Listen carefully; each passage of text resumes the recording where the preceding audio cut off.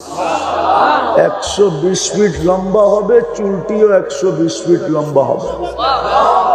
3 kilometre ঘেরের লেহেঙ্গা পরা থাকবে, কুচি লাগানো থাকবে 3 কিলোমিটার ঘের, খুললে 3 কিলোমিটার ছড়াবে। অনেক সময় পায়ের কালার দেখা বোঝা যায় শরীরের কালার কিরম হবে। এই জন্যই শরীয়ত বলছে পাও মোজা পড়ো, হাত মোজা পড়ো। তোর হাত পায়ের কালার দেখা কেউ ফুল লয়া পিছে পিছে দৌড়াইতেও পারে, আবার কোন যুবক বিষের বোতল লয়া ডক ডক ডক ডক করে মারতেও পারে। যে হাত পাও এত সুন্দর, বডি জানি কেমন সুন্দর, ঠিক না?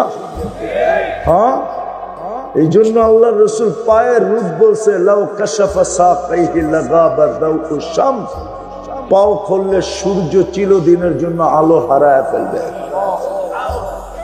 দাঁতের আলো বলছে দাঁত কেমন ফকফকে, বলছে যাহিকা আলা দুনিয়া লাতানাব্বারাতিদ দুনিয়া কুল্লা, যদি আজকে একটা হাসি দেয় তো এই দুনিয়াটা আলোতে আলোকিত হয়ে যাবে। থুতুর বর্ণনা দিছে লাউ বাজাগা সাবআতি আবহুর লাসারা আগবা, সমুদ্রে থুতু দিলে পানিগুলা মধুর মতো মিষ্টি হয়ে যাবে। 4টা গ্রামে সারা দুনিয়া মোহিত হবে। বলো যুবক, ওই ঠোঁটে কিস দিলে কেমন মজা হবে? আমি 2টা সমুদ্রের কথা বলতেছি। আটলান্টিকের এই পার থেকে ওই পার যেতে প্লেনে 8 ঘন্টা লাগে, প্রশান্তর এই পার থেকে ওই পার যেতে 8 ঘন্টা প্লেনে লাগে। এত বড় 2টা, বাকি 5টার কথা বললামই না। মধুর মতো যদি মিষ্টি হয়, হ্যাঁ, আর ওই ঠোঁটটাই যদি এতটুকু একটা ঠোঁটের ভিতরে পুরা লাগে, তাহলে তোরটা কেমন হবে একটু ভাবো। মনে হয় কিস দিব না, ঠিক না? না না, কয়ে দিমু। হ্যাঁ, যারা সারা দিনে 10 বার মোবাইলে টাচ করে চুমা দেয়, ওরা বুঝি এই ঠোঁট পাইলে পাপ। আমি তো চিন্তা করতেছি মাথা নষ্ট হয়ে যায় কিনা, কিন্তু জান্নাতে তো পাগল হওয়া নাই। ওরা তো সারা দিনে 10 বার চুমা দেয় মোবাইলে টাচ করে। ল্যাংটা স্যাংটা, গায়িকা সাইকা নায়িকা, মডেল সডেল, ঠিক না? অর্থকি নর্তকি, ঠিক না? হ্যাঁ, দেখা মাথা নষ্ট। কি করবে, মোবাইলের ভিতরে হাত ঢোকে না, ও নাচে কোথায় জানে না, তো মোবাইলই টাচ করে স্বাদ মিটায়। এরা বুঝি ওই হুরের ঠোঁট পাইলে ছাড়বো, ওই জন্যই তো ছাড়বো না 40 বছরের আগে। যতই বুজুর্গ দেখো 40 বছর লাগায় রাখে। 40 বছর মনে হবে 40 সেকেন্ডের মতো। তারপরে গালে চিমটি দিয়া করবো খালি ঠোঁট, আর কাহিনী নাই কিছু। আল্লাহ কি বানায় রাখে নাই? এই জন্যই তো বলি উম্মতে মোহাম্মদী বানাইছিল তোমারে ছোঁয়া দিয়া। জান্নাতের 2টা মজা কি জানো? বলবো? একটা মজা হলো জান্নাতের মনে যা চাবে তা মিলবে। জান্নাতের দ্বিতীয় মজা, চোখে যেটা লাগবে ওটাই মিলবে। আজকে সারা দিনে অনেক কিছু চোখে লাগে, কিন্তু বেশি দেখলে জুতা দেখায়, ঠিক না? না দেখায় না? বেশি দেখলে কি দেখায়? কিন্তু লাগছে তো চোখে, ঠিক না? না লাগে নাই? হ্যাঁ, জান্নাতে যেটা চোখে লাগবে ওটাই মিলবে। আছে আছে, এখানে শ্রমিক আছে, চোখে লাগে, হোটেলের সামনে দিয়া যায়, গ্রিল লটকানো আছে, চোখে লাগে, কিন্তু খাইতে গেলে দেখা যায় সংসার চলবে কি দিয়া, ঠিক না? জান্নাতে যেটা চোখে লাগবে ওটা মিলবে। ওয়াতালুদ্দু আ'য়ুনুকুম। তৃতীয় আরেকটা মজা আছে, ফালা তা'লামু নাফসুম মা উখফিয়া লাহুম মিন কুররাতি আ'য়ুনিন ওটা আল্লাহ লুকায় রাখবে, মাঝে মাঝে বাইর করে তোমার আমার চোখের দাদা লাগায় দিবে, মাঝে মাঝে বাইর করবে, বাইর করে সামনে ছেড়া দিবে, তুমি আখ করে চেয়ে থাকবা ওই ব্যক্তির মতো যে সর্বশেষ জান্নাতে যাবে। ও হুর দেখা ৩০,০০০ বছর খালি তাকায় থাকবে, পরে হুর আইসা ওর হুশ ফিরাবে, গালে চিমটি দিয়া করবো খালি দেখবি, আর কোনো কাহিনী নাই, চল কামরায় বেউকুফ। এরকম মাঝে মাঝে এক একটা বাইর করবে আল্লাহ লুকানোর থিকা। ফালা তা'লামু নাফসুম মা উখফিয়া লাহুম, উখফিয়া লুকায় রাখবে, আর বাইর করে তোমাকে দাদা লাগায় দিবে, তাক লাগায় দিবে, টাস্কি লাগায় দিবে। এটা কি এতদিন দেখলাম কুন্ডিয়ার, এটা আবার কি? আল্লাহ উপর থেকে আওয়াজ দিয়া বলবে, কোরআন পড়িস নাই? ফালা তা'লামু নাফসুম মা উখফিয়া লাহুম, এটাই তোর জন্য লুকায় রাখছিলাম, ল দেখ ডিজাইন কিরকম। এই জন্যই তো আমি বলি, দুনিয়ার মা বোনরা যদি জান্নাত জানতো, কসম খোদা, আমার ঘরেরটাও যদি জানতো, তাহলে 4 জোড়ার বেশি কাপড় কারো ঘরে হতো না। 3 মাসে 1 জোড়া, 3 চেরা 12, 4 জোড়ার বেশি হতো না। যুবকরা যদি জান্নাত জানতো, কসম খোদা, ওরা ইয়াবাহা খায়া কোনোদিন জমতো না, ডাইল খায়া কোনোদিন ডলতো না, ও জমতো ডলতো। কেউ যদি জিজ্ঞাসা জুমস কেন, ডোলস কেন, জান্নাত তো দেখা যায়, কবে যাব? কসম খোদা, আমার কাছে কিতাব আছে, সত্য কাহিনী আছে। যুবক যদি জান্নাত চিনত, দুনিয়ার দিকে চোখ উঠে দেখতো না। 14 তারিখ কি এইবারও প্রস্তুতি নিতেছ, ঠিক না? হ্যাঁ, পাক্কা করবা না? সত্য? তাইলে সাত মিটাইলে মিটাইতে পারো, কিন্তু ওইখানে খবর আছে। আর যদি ওইখানে মিটাইতে চাও, আজকে তওবা করো। করবা? কে কে তওবা করবা যে 14 তারিখ? ইন্না লিল্লাহ। বুড়ারা উঠাইছে কিনলেগা, এরাও কি ফুল কিনবো নাকি 14 তারিখে? হ্যাঁ, কিনলেও কিনতে পারে, কিনলেও কিনতে পারে। কেন জানেন? যার কাছে বয়স দিয়া দিল পুরাটাই, এখন উনার কাছে গেলেও উনি বিরক্তি বোধ করে। এখন যদি ফুল টুল দিয়া কোনো মতে সাইজ করা যায় আর কি, এই জন্য হলো কিনলেও কিনতে পারে। পাক্কা তো? বিদায় শেষ জায়গায় চলে আসছি রহমতের ছোঁয়া দিয়া। আল্লাহ আমাদেরকে 3 রত্ন দিছিলেন, মানুষ, মুসলমান, উম্মতে মুহাম্মদী। আল্লাহর করণীয় শেষ, এখন আমার 3টা করণীয়। পারবা? যুবকরা কি বলে, পারবা? পাক্কা তো? ডেলি 2 বেলা তওবা করো, ঘুমানোর সময় আর ঘুমের থেকে উঠা। সারাদিন কি করো এটা আমার বিষয় না, কেন আল্লাহ তোমার জন্য আমাকে চৌকিদার বানায় পাঠায় নাই। কুরআন বলে লাস্তা আলাইহিম বিমুসাইতির, তোমার জন্য চৌকিদার রাখা আছে 3 ধরনের, কিরামান কাতিবিন ইয়ালামুনা মা তাফআলুন। ভিডিও হইতেছে মা মিন কওলিন ইল্লা লাদাইহি রাকিবুন আতীদ। সারাদিনের কথা 2 ফেরেশতা অডিও করতেছে। ইয়ালামু খাইনাতাল আয়ুনি ওয়া মা তুখফিস সুদূর। চোখের ইশারায় কি বুঝাইতেছো, মনের ভিতরে কি গাইতেছো, কি ভাবতেছো, ওটা স্বয়ং আল্লাহ সুরক্ষিত করতেছে। বিদায় আমার এটা নিয়ে ভাবারই দরকার নাই। সারাদিন কি করলা, আমি তোমার পায়ে হাত দিয়া বলি, ঘুমানোর সময় শুধু তওবা করে ঘুমাও। হাত দুটা উঠাও, কেননা সকালে উঠলে সকাল হবে, নাইলে পরকাল হবে। উঠলে সকাল, না উঠলে বিদায়। তুমি বুদ্ধির পরিচয় দাও, আগেই হাত উঠায় তওবা করো, ঘুমের থেকে উঠে আবার তওবা করো। এটা ভাইবা যে আজকে সূর্য ডুবা আমি নাও দেখতে পারি।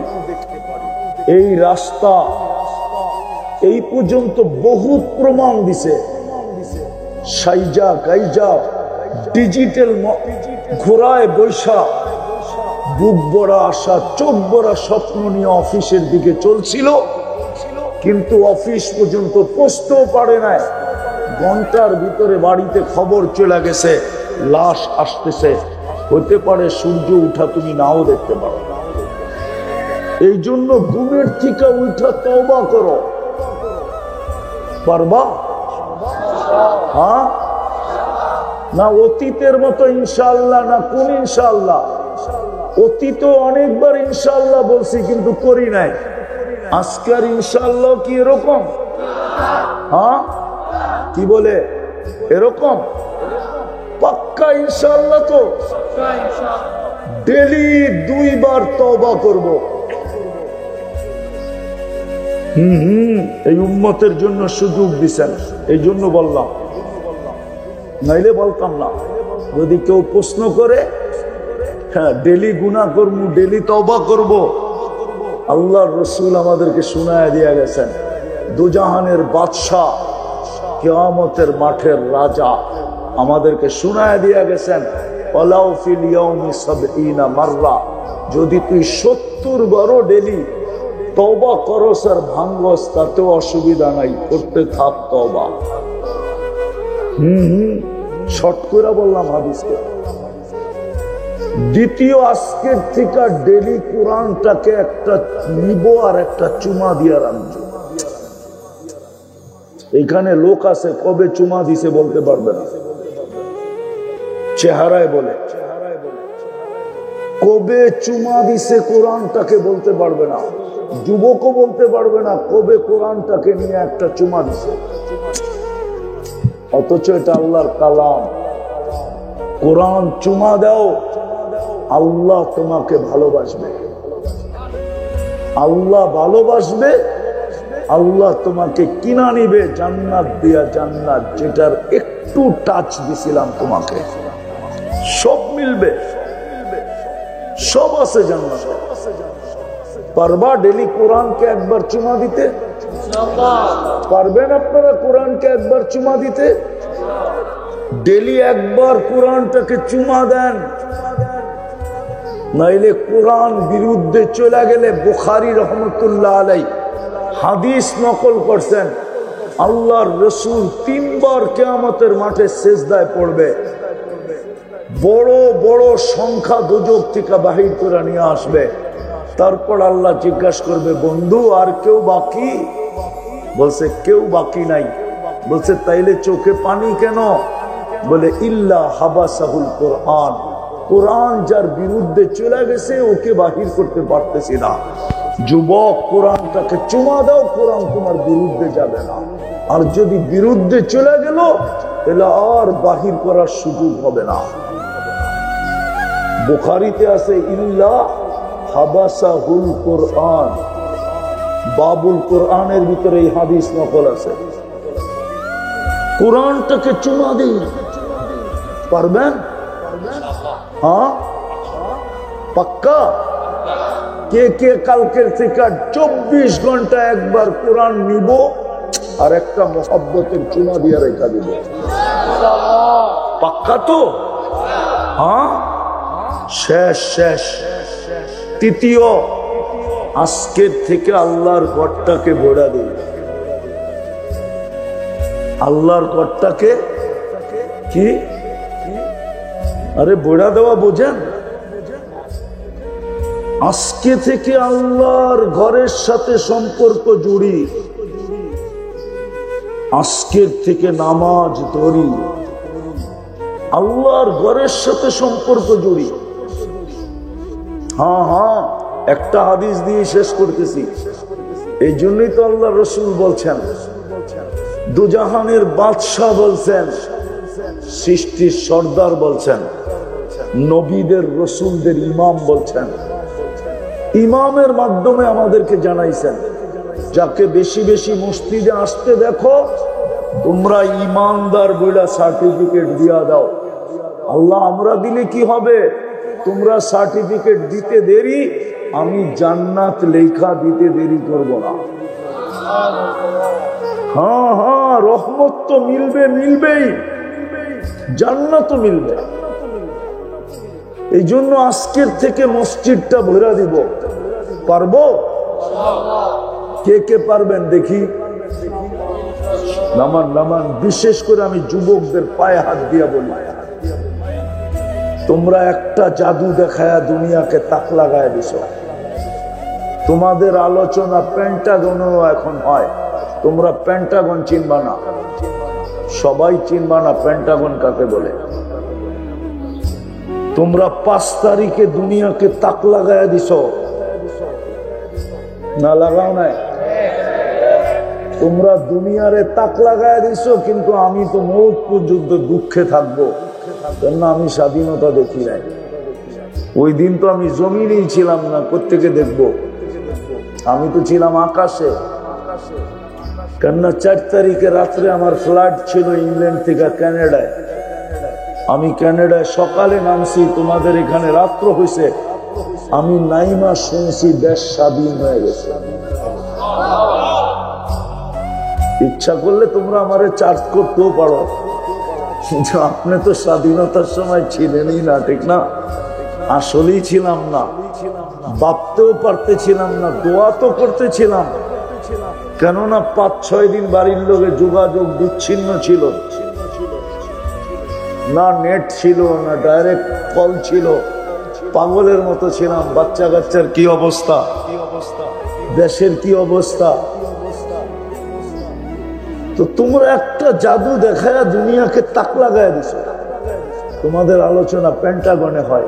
ওই দিন থেকে আমার দিলে গাইথা গেছে যে আমার জাতির যুবকরা যদি চায়, আল্লাহর জন্য এই কথাটা, শব্দটা শোভনীয় না যে তোমরা আল্লাহকে তাক লাগায়া দিবে, বরং এটা আমি হাদিসের আলোকে বলতে পারি, আল্লাহ ফেরেশতাদের সামনে তোমাদেরকে নিয়ে প্রশংসা করবে, গৌরব করবে, শুধু প্রশংসা না। ইউবাহি বিহিমুল মালাইকা, ইন্নাল্লাহা ইউবাহি বিহিমুল মালাইকা। তোমরা যদি মসজিদ গড়া দাও তো তোমাদেরকে নিয়ে আল্লাহ ফেরেশতাদের উপরে গৌরব করবে। হ্যাঁ হ্যাঁ, এই জন্যই তো যুবক যখন সেজদায় যায় তো আল্লাহ ফেরেশতাদেরকে জিজ্ঞাসা করে কি করতেছে, জাআলা আজলাহু ওয়া মাজালাহু বিআজলি। দেখেন না, লজ্জাপতির মতো গুটায় আপনার পায়ে দিয়া দিছে। তো আল্লাহ ফেরেশতাদেরকে বলতে থাকে, ইন্নী উবাহি বিহিল মালাইকা, এই যুবককে নিয়ে আমি তোমাদের উপরে গৌরব করি। পারবা? পারবা যুবক তোমরা?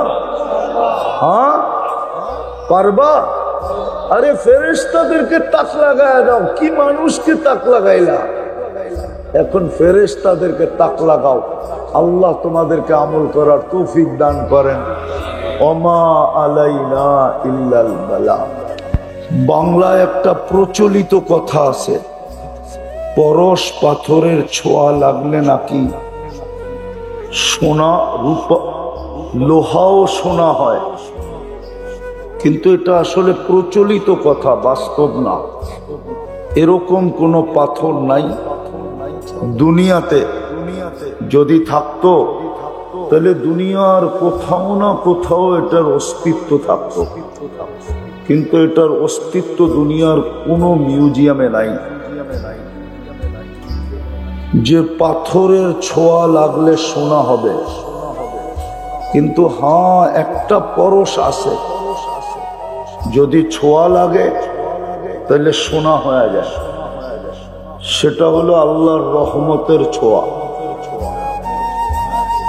রহমতের ছোঁয়া যদি আমাদের উপরে না লাগতো তাহলে আমরা কোনোদিন মানুষ হতে পারতাম না। শ্রেষ্ঠত্বের মুকুটটা আমাদের মাথায় হতো না। বোঝা গেল আমাদের উপরে আল্লাহর রহমতের ছোঁয়া লাগছে, বিদায় আমরা সৃষ্টি সেরা মানুষ। বড় জোর গলায় কেন কোরআনে হাত রাইখো বলতে পারি, ওয়ালাকাদ কাররামনা বনি আদম, আমরা সৃষ্টি সেরা। আর এটা এই জন্যই সম্ভব কেননা আল্লাহর রহমতের ছোঁয়া লাগছে। কি লাগছে? আর সত্য এটো রহমত ছাড়া কিন্তু চলবে না। যদি চলতো তাহলে দুজাহানের বাদশা, কিয়ামতের দিনের রাজা, সৃষ্টির সর্দার, সৃষ্টির রাজা, নবীদেরও নবী, রসুলদেরও রসুল। বরং এটা বললেও ভুল হবে না, নবীদের নবুয়ত, রসুলদের রেসালাত ওই পর্যন্ত পূর্ণই হয় নাই যতক্ষণ পর্যন্ত মুহাম্মদুর রাসূলুল্লাহ সাল্লাল্লাহু আলাইহি ওয়াসাল্লামের রেসালতের স্বীকৃতি না দিছে। নাইলে কোরআন কেন বলতো লা তুমিনুন্না বি, লা তুমিনুন্না বি, যতক্ষণ পর্যন্ত তোমরা ঈমান না আনবে আমার বন্ধুর উপরে। উনি কোনদিন বলতেন না ইল্লা আইয়াতাগাম্মাদানি আল্লাহু বিরহমাতি। বুখারীতে আছে, উনি চিৎকার দিয়া বলতেছে আল্লাহর রহমত ছাড়া আমারও চলবে না, আমিও রহমত চাই। এত বড় ব্যক্তিত্বের যখন রহমত ছাড়া চলবে না, আপনার আমার চলবে কোত্থেকা? এই জন্য আল্লাহর রহমত ছাড়া চলবে না, না এখানে চলবে না ওইখানে চলবে। যদি চলতো তাইলে কেউ নিজের বাড়ি উঠায়া দেয় না, বরং দুনিয়ার মানুষ যত বেশি উন্নত হয় তত উন্নত জায়গায় যায়।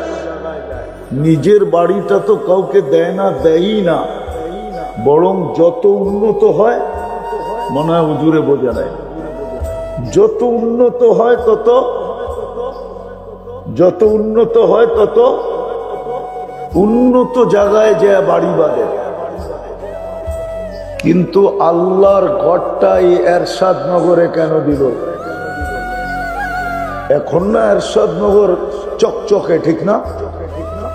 20 বছর আগে কেমন ছিল?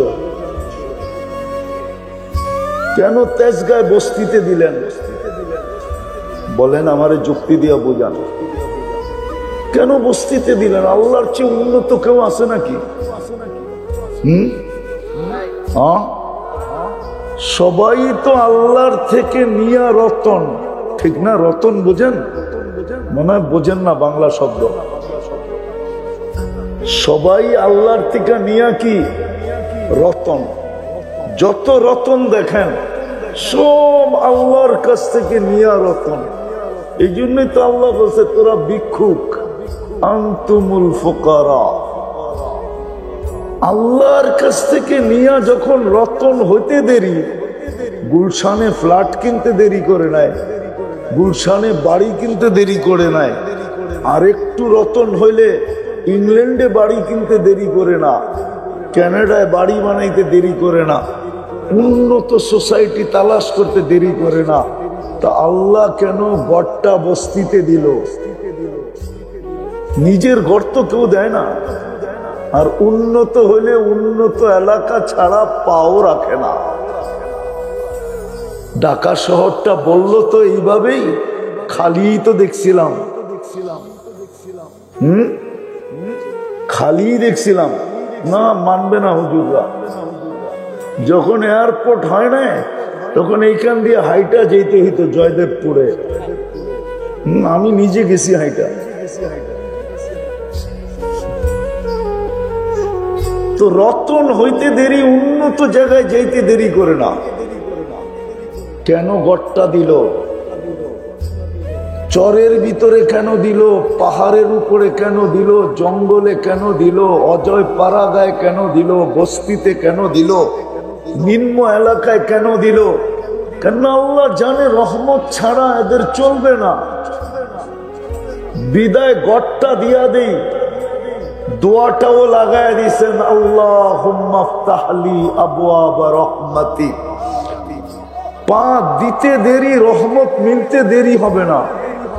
কেননা রহমত ছাড়া এখানে চলবে না, এই জন্য গড়টা দিছিলেন। কিন্তু আফসোস, দিলে কি হবে? 90 ভাগই তো বোঝে নাই কেন দিল। যদি বসতো সারাদিন মসজিদে পড়া থাকতো, মসজিদ চিৎকার দিত না, চিৎকার।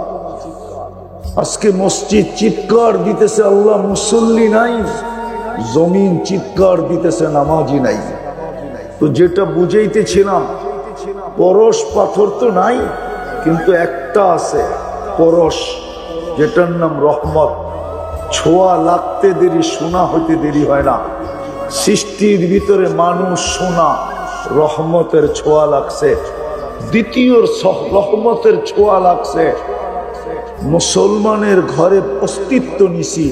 রহমতের ছোঁয়া না লাগলে মুসলমানের ঘরে আসা হতো না। তাইলে আমরাও নিতের হাতের বানানো গুলাই পূজা করতাম। নাইলে আমাদের চেয়ে বড় শিক্ষিত আছে, দীক্ষিত আছে, জ্ঞানী আছে, গুণী আছে, যারা আমাদেরকে পাত্তাই দেয় না।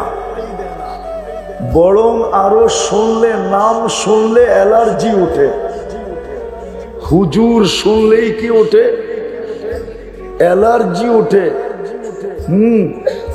কোনো মেডিসিনে ভালো হয় না। ওর অ্যালার্জি উঠানোর লেগে বেশি কিছু লাগবে না। একজন হুজুর নেও, বাড়ি করে আইনা আরেকজন দাও, ও সারাদিন হুজুর দেখতে থাকবে আর অ্যালার্জি বাড়তে থাকবে। কোনো মেডিসিনে ভালো হবে না। অথচ ও আল্লাহকে চিনে না, যে ওকে অস্তিত্ব দিল, যে 24 ঘন্টা ওর উপরে বাজেট ব্যয় করে। আমাদের উপরে 24 ঘন্টা আল্লাহ বাজেট ব্যয় করে। বাজেট নাই তো পানির বোতল, নাইলে দেখাইতাম। পানিও তো রাখে নাই। এটার দাম কত? হ্যাঁ, কয় লিটার? 1 লিটারের দাম কত? হ্যাঁ, আচ্ছা 30 টাকাই মেনে নিলাম। যদি পানির দামে অক্সিজেন কিনতে হইতো, ডেলি কয় টাকা দিতে হতো? পানির দামে 550-কে 30 দিয়ে গুণ দেন, গুণ দেন। মোবাইল তো সবার যাবে, দেন না? 550-কে 30 দিয়ে গুণ দিয়ে দেখো, দাও না? কত? 16,000। ডেলি 16,500 টাকা দিতে হতো অক্সিজেনের জন্য। 550 লিটার অক্সিজেন নেই ডেলি। 16,500 টাকা বিল দিতে হতো যদি পানির দামে অক্সিজেন হতো। যুবক, রঙে আসো, তাই না? চুল যেমন মনে চায় তেমন কাটো, ঠিক না? বারবার শেখ খাওয়ার পরেও 14 তারিখ উদযাপন করো, ঠিক না? একটাও তো বলতে পারবে না এই পর্যন্ত যে ফুল দিয়া, হোটেলে খাওয়ায়া, পার্সেল দিয়া লেখায় লইতে পারছে কিনা I.U।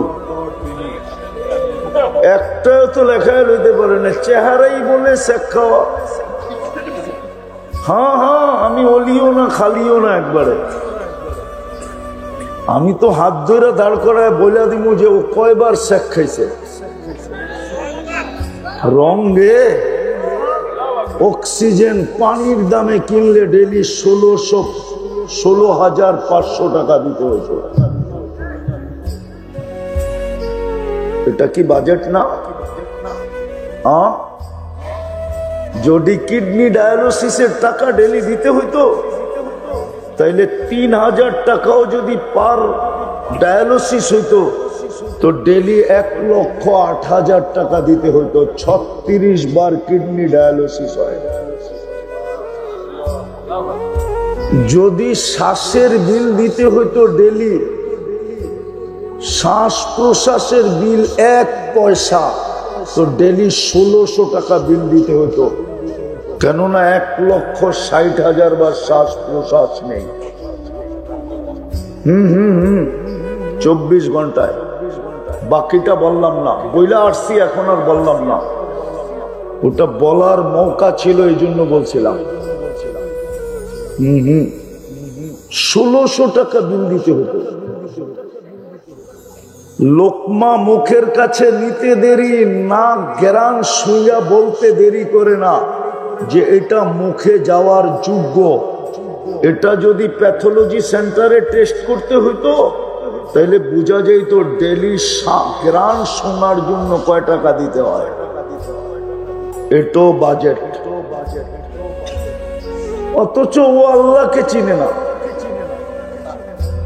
রহমতের ছোঁয়া লাগছে দেখা আমরা মুসলমানের ঘরে, নাইলে বিবেক থাকতো, বুদ্ধি থাকতো, বিদ্যার পাহাড় থাকতো, হতে পারতো, বিজ্ঞানীও হতে পারতো, কিন্তু সবচেয়ে বড় অন্ধ হইতো নিজের সত্তাকে চিনে না, আল্লাহকে চিনে না। ওর চেয়ে বড় অন্ধ কে আছে যে আল্লাহকে চিনে না? আজকে আমরা যে চিনি, রহমতের ছোঁয়া লাগায়া সোনা বানায়া দিছে। সোনা হইলে কি হবে? ইসলামের ছাপ তো নাই। রহমতের ছোঁয়া লাগায় তো সোনার ফ্যাক্টরিতে, সোনার খনিতে রেখা দিল, কিন্তু ইসলামের ছাপ তো নাই। রাগ তো হয়ে যাবে বললে হুজুররা, এমনি খালি জান্ডা উড়ে হালাইবেন। 99% ইসলামের ছোঁয়া নাই, ইসলামের কোন রং নাই। না যুবকের ভিতরে আছে, না বৃদ্ধের ভিতরে আছে, না নারীর ভিতরে আছে, না পুরুষের ভিতরে আছে। সারা দিন আল্লাহটা বক্ষণ করে। এইখানে মাদ্রাসার ছেলে ছাড়া কে আছে ডেলি 200 বার আল্লাহ বলে? একজনও 200 বার আল্লাহ বলে না। আমি তো 2-4টা দেখাইলাম যে বাজেট ব্যয় করে সারা দিন, এটা পুরা খুলা ফেলতে পারি আমি, সময় নাই, অবেলা চলে আসছি। নাইলে পুরা বডি খুইলা একটা একটা প্রযুক্তির সাথে মিলায়া দেখায়া প্রমাণ করতে পারি যে ডেলি তোমার পিছে আল্লাহ কোটি টাকা ব্যয় করে। কোটি টাকা, কোটি কোটি টাকা ব্যয় করে। যুবক, তোমার যৌবন কোথাও পাওয়া যায় কিনতে? না কলিকাতা হারবালে, না মডার্নে, না আমেরিকান, না চাইনিজ। কোন হারবালে যৌবন পাওয়া যায় বলো? মুসলমান বানাইলেন রহমতের ছোঁয়া দিয়া। আফসোস তো এইখানে ইসলামের ছাপ নাই। রহমতের ছোঁয়া যদি না লাগতো, তৃতীয় তাইলে উম্মতে মোহাম্মদী হইতে পারতাম না। আর উম্মতে মোহাম্মদী হওয়া কত বড় সোনা! যদি এটা সবচেয়ে বড় ভাগ্য না হইতো তাইলে মুসা আলাইহিস সালাম কেন করতেন তারাদাত তাওরাত?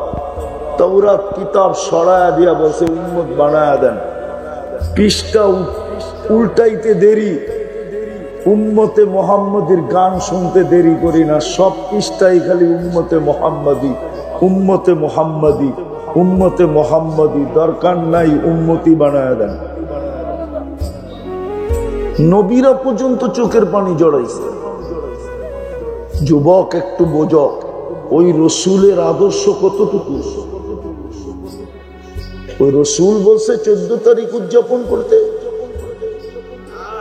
হ্যাঁ না দুনিয়াতেই সব শেষ? কেউ কেউ বলে না চিতাতে সব শেষ, তোমরাও কি বলো দুনিয়াতে সব শেষ? আরাদিতুম বিল হায়াতিদ দুনিয়া, জান্নাত ভুলে গেলা? জান্নাতে তো 14 তারিখ হবে ডেলি 100 বার। কয়শো বার? মনে হয় বিশ্বাস হয় না, ঠিক না? হুজুরগই বিশ্বাস হয় না, তোমাকে থেকে হবে। 100 পুরুষের যৌবন শক্তি দিবে তোমাকে পাওয়ার ব্যাংকে ভরে রাখার জন্য না, ডেলি 100 বার ব্যবহার করবে। এই জন্যই বললাম 14 তারিখ একটু পর পর ভিডিও কল আসবে, হাসি দিয়ে তোমাকে পাগল করবে আর ডাকবে তাল ইলাইয়া, আমার কাছে আয়।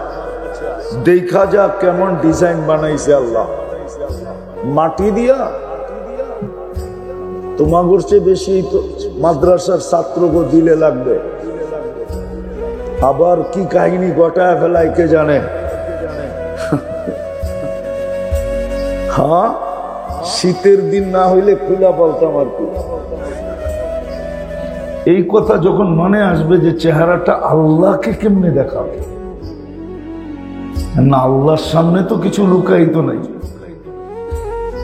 মানুষ মানুষ থেকে লুকাইতে পারে, আল্লাহ থেকে তো লুকানো যায় না। না যায়? আল্লাহ থেকে লুকানো যাবে না। তখন হইতে পারে আপনার চেহারা, এই কথা বাবার দ্বারা কোন মুহূর্ত হইতে পারে যে এইখান দিয়া পানি বাইরে বাহির হবে, একদিক দিয়ে পানি বাহির হইয়া গাল পর্যন্ত আসবে না।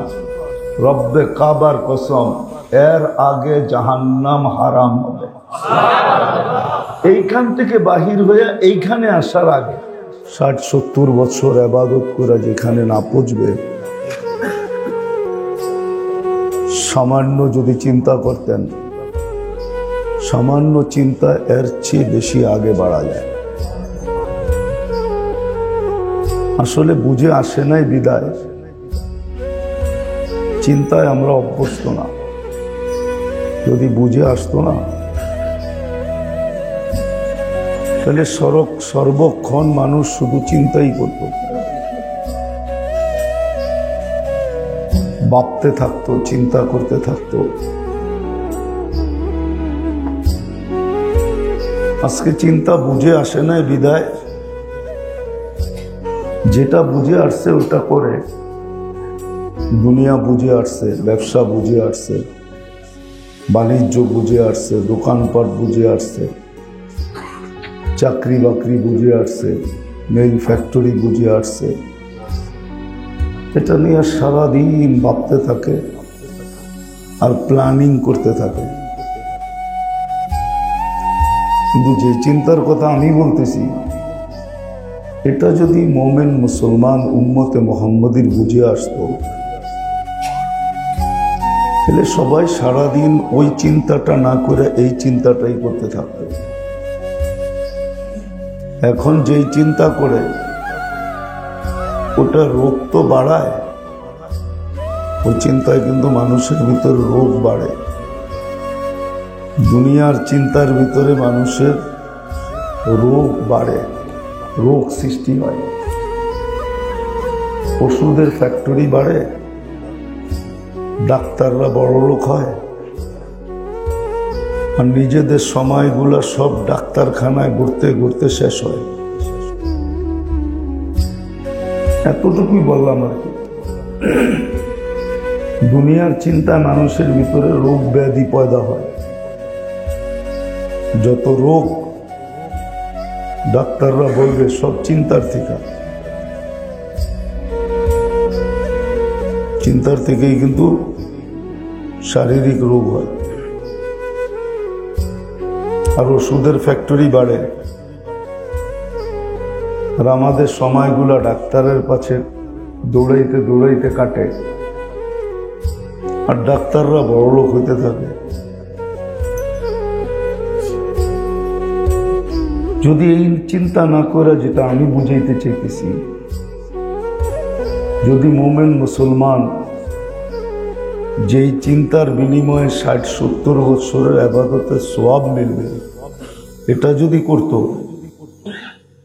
তাহলে কেউ রুগ্ন হইতো না, অসুখ বিসুখ হতো না। কেননা যেটা সওয়াব মিলে ওটাতে অসুখ হয় না, আরো রোগ মুক্ত হতো। আমাদের চিন্তা করা কিন্তু উচিত, খুব বেশি দরকার চিন্তা করা। এই জন্য আল্লাহ রসুল সাল্লাল্লাহু আলাইহি ওয়াসাল্লামের একটা সিফতও ছিলেন, দাইমাল ফিকির, সারাদিন চিন্তা করে। কিন্তু আমরা তো চিন্তাই করি না। কথা লম্বা হবে না, অল্প সময় হবে। রুটিন যাতে গ্যাপ না পড়া যায় এই জন্য আসা। আমাদের চিন্তা করা উচিত।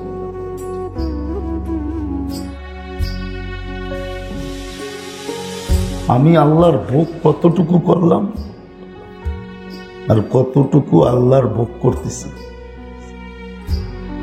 দুটা শব্দ কিন্তু। আল্লাহর কতটুকু ভোগ করলাম আর আল্লাহর কতটুকু ভোগ করতেছি। ভোগ কতটুকু করলাম আর ভোগ কতটুকু, কারটা ভোগ করছি, কোনটা আপনার ছিল বা কোনটা আমার ছিল? কিছু ছিল আপনার না কিছু ছিল আমার? কারই তো কিছু নিজের ছিল না, ছিল নাকি?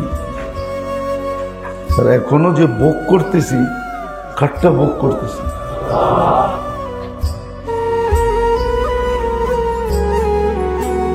তার তুলনায় আমি আল্লাহর জন্য কতটুকু করতেছি, এতটুকু কথাই চিন্তা করেন। মনে হয় বুঝাইতে পারি না। আল্লাহর কতটুকু ভোগ করলাম আর আল্লাহর কতটুকু ভোগ করতেছি। আপনি যে বাইচা বৈশা আছেন, এটা কার হায়াত দেওয়া? এটা কার ভোগ করতেছেন?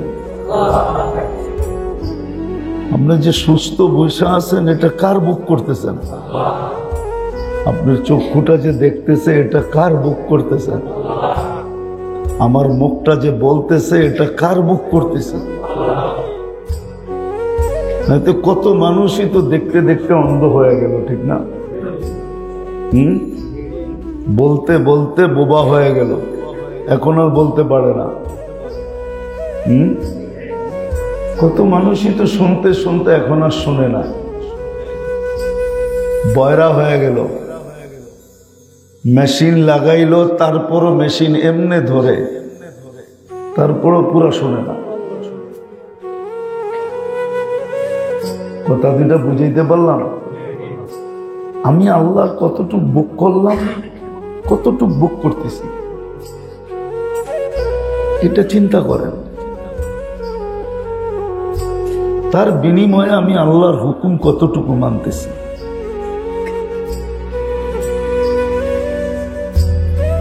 আপনার নুন খায়া যদি কেউ গুণ না গায়,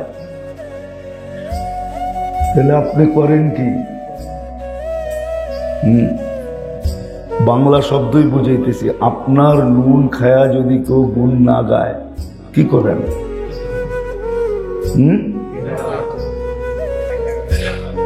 শুধু বেজার হয়,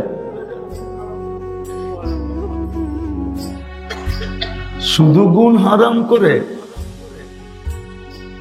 কত বাচ্চাই তো এই পর্যন্ত এতিম হইল শুধু এই কারণে। কত স্ত্রী তো এই পর্যন্ত বিধবা হইল এই কারণে যে নুন খায়া গুণ গায় নেয়, ঠিক না? কত মার বুকুই তো এই পর্যন্ত খালি হইল। তাহলে আপনি আর আমি নুন খাইলাম কার? খাইতেছি কার? গুণগান কতটুকু? শুধু এটুক চিন্তা করো। এটা যদি চিন্তা করতে পারেন, তাহলে আরেকটা চিন্তা আপনার ভিতরে আসবে, নাহলে আসবে না। তখন একটা চিন্তা আসবে, সঠিক চিন্তা। এটা ওই চিন্তাটা যদি আসে, তাহলে বোঝা যাবে আপনি সাকসেস।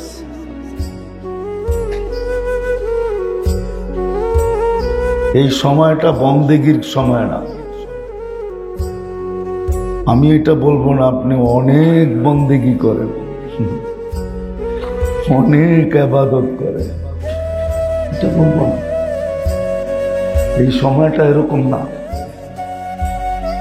বন্দেগীতে লাইগা থাকতে চাইলেও লাইগা থাকতে পারবে না। পারিপার্শ্বিকতা, পরিবেশ এরকম যে লাইগা থাকা কিনা সম্ভব না। আমি এতটুকু বলবো যে আপনি চিন্তা করেন, ইবাদত বন্দেগী তো যার যার ব্যাপার।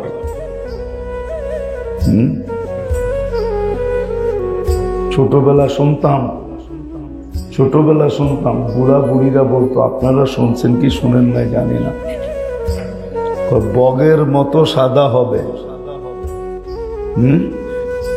বগের মতো সাদা হবে উপর দিয়া, কিন্তু তারপরও কাকের মতো গান্দা জিনিস খাবে। কি বগের মতো উপর দিয়ে কি সাদা বগ, কিন্তু খাবে সব গান্দা। সব খাবে কি? বক কি গান্দা খায়? বক তো মরা মাছও খায় না। বক মরা মাছও খায় না, বক তো বিলকুল তাজাটা খায়। যেটা নিজে মারছে ওইটা খাবে, নাইলে খাইতে পারো, খাবে না।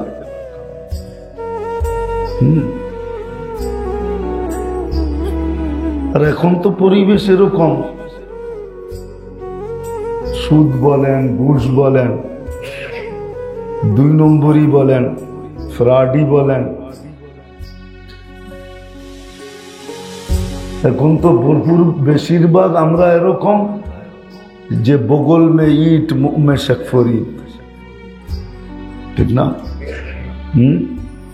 কি বলেন? বগল মে ইট মুখ মে কি শেখফরি। এটা আলাদা আলোচ্য বিষয়, এটা আমি বুঝাইতে চাই না। আমি এটুক বুঝাইতে চাই যে আল্লাহ নুন খাইলাম কতটুকু। দুনিয়ার যদি নুন খায়া গুণ না গাইল, নুন খাইল কিন্তু গুণ গাইল না। এখন মানুষের স্বভাব কি জানেন? আপনাকে ডাইকা নিয়ে 1 কাপ চা খাওয়াইছে, কিন্তু তারপরে যদি আপনি তার একটা কথা না রাখেন তো সে মনে মনে ভাববো লোকটা কেমন, চা খাওয়াইলাম তারপরও কথা শুনে না। ঠিক না? কিন্তু আপনি কিন্তু চায়া খান নাই, আপনারা হাতে ধরে ডাইকা নিয়ে খাওয়াইছে। ভুল বললাম?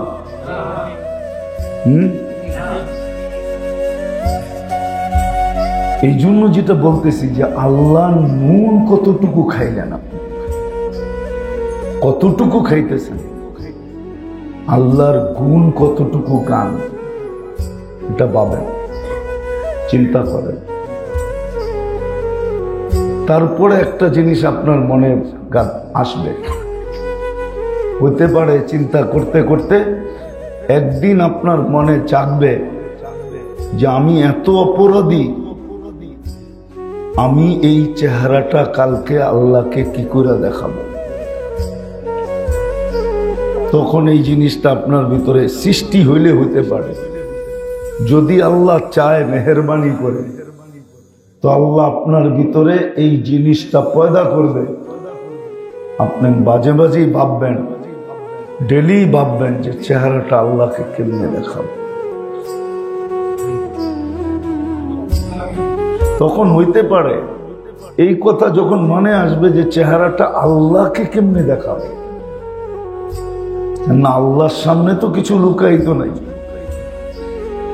মানুষ মানুষ থেকে লুকাইতে পারে, কিন্তু আল্লাহ থেকে তো লুকানো যায় না, না যায়? আল্লাহ থেকে লুকানো যাবে না। তখন হইতে পারে আপনার এই কথা বাবার দ্বারা কোন মুহূর্ত হইতে পারে যে এইখান দিয়া পানি বাইরে বাহির হবে, একদিক দিয়ে পানি বাহির হইয়া গাল পর্যন্ত আসবে না, রব্বে কাবার কসম, এর আগে জাহান্নাম হারাম হবে। এইখান থেকে বাহির হয়ে এইখানে আসার আগে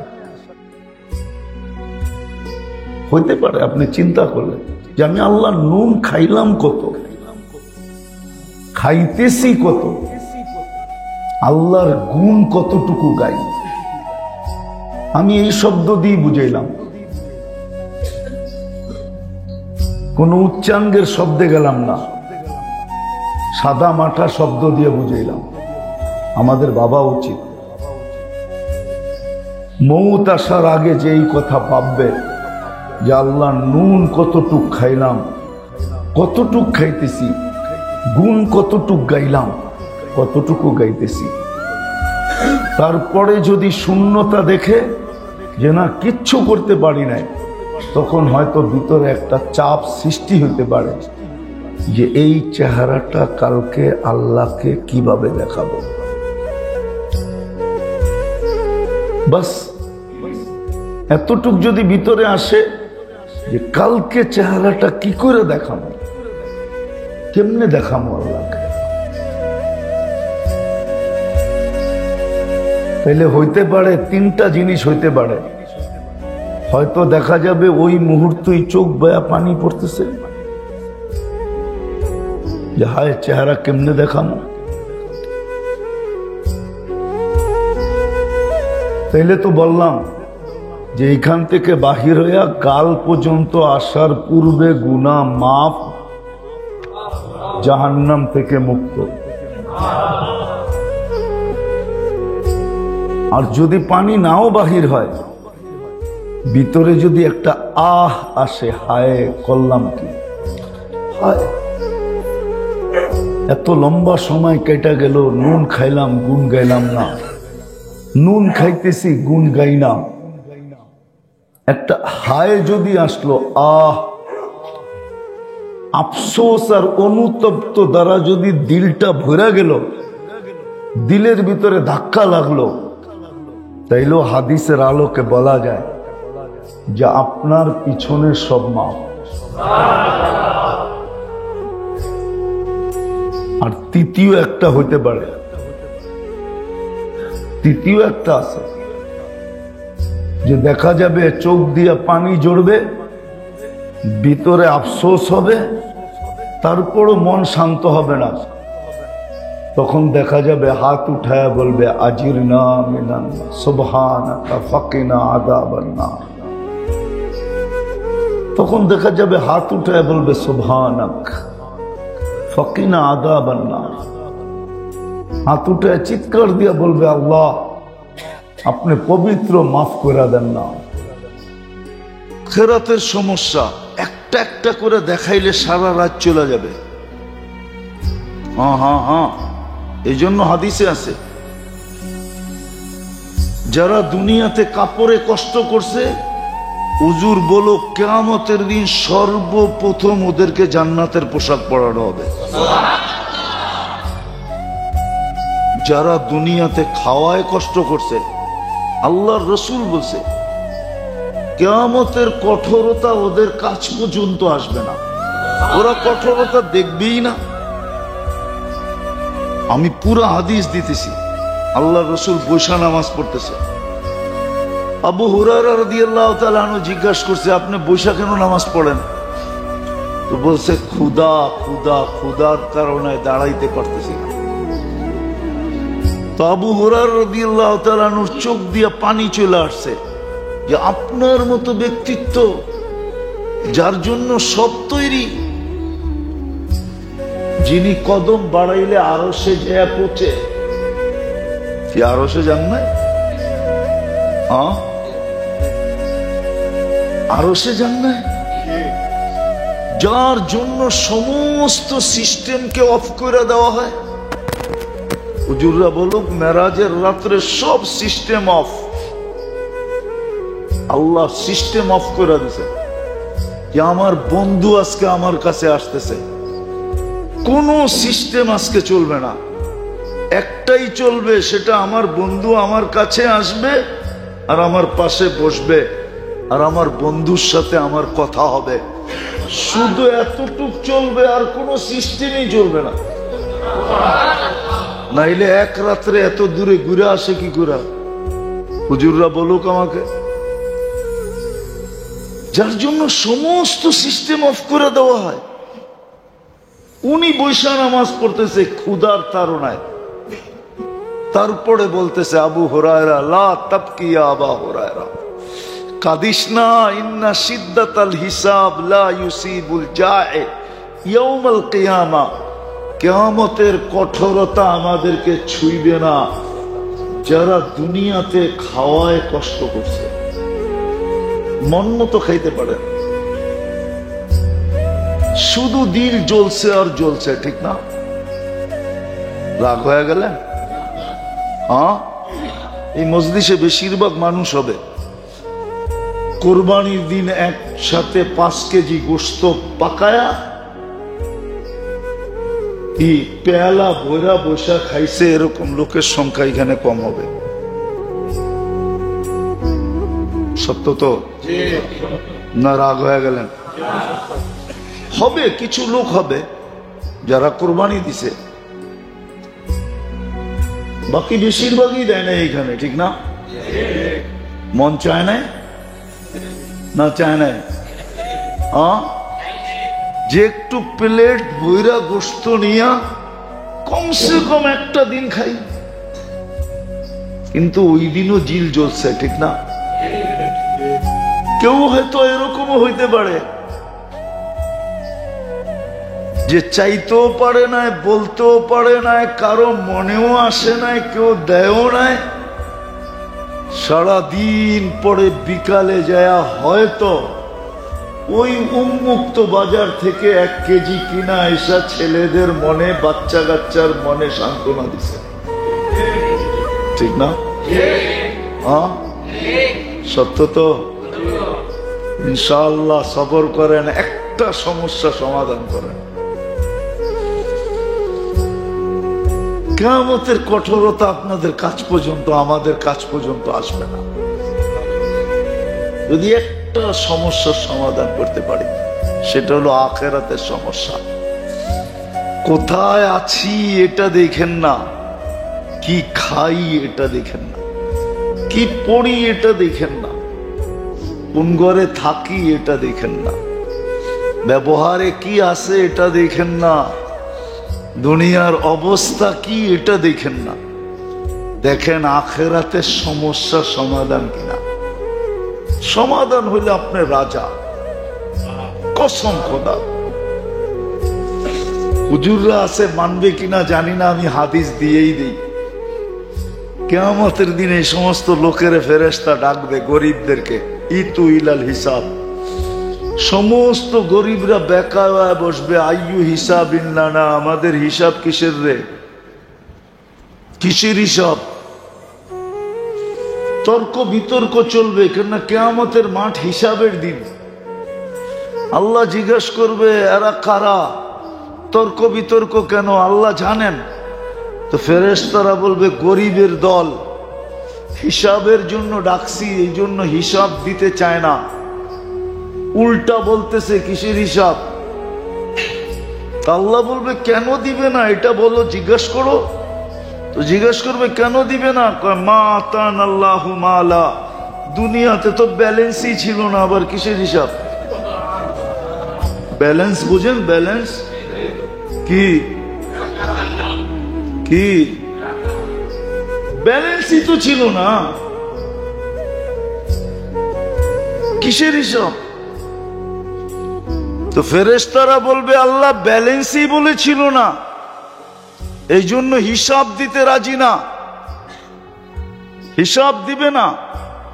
আল্লাহ বলবে সাদাকু, এরা সত্য বলছে, এদের ব্যালেন্স নাই, সত্য বলছে, সত্য। আমি তো বলি ওলামা একমত হবে কিনা জানি না, দুনিয়ার কত বড় ঐক্যজোট, ঐক্যজোট তো কিয়ামতের মাঠে হবে। সারা দুনিয়ার গরিবরা এক হয়ে যাবে, স্লোগান দিবে আইয়ু হিসাবিল্লানা মা আতান আল্লাহু মালা। আমাদের আবার কিসের হিসাব? মালই তো নাই, মালই তো ছিল না। তখনই আল্লাহ ঘোষণা দিবে এদেরকে বলো জান্নাতে চলে যেতে হিসাব কিতাব ছাড়া। তামাত্তাউ 500 আম, 500 বৎসর যেন এরা জান্নাতের নেয়ামতকে ভোগ করে। শুধু একটা সমস্যার সমাধান,